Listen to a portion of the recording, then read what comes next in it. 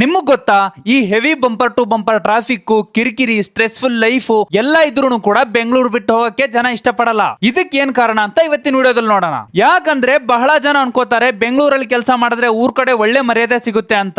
ಇನ್ನು ಕೆಲವೊಬ್ರು ಊರಿಂದ ಬೆಂಗಳೂರಿಗೆ ಬಂದ್ಮೇಲೆ ಅವರಲ್ಲಾಗೋ ಚೇಂಜಸ್ ಅಂದ್ರೆ ಅವರ ಬಿಹೇವಿಯರ್, ಮಾತಾಡೋ ಸ್ಟೈಲು, ಡ್ರೆಸ್ಸಿಂಗ್ ಸೆನ್ಸ್ ಪ್ರತಿಯೊಂದು ಚೇಂಜ್ ಆಗುತ್ತಲ್ಲ ಅದನ್ನ ಇಷ್ಟಪಡ್ತಾರೆ.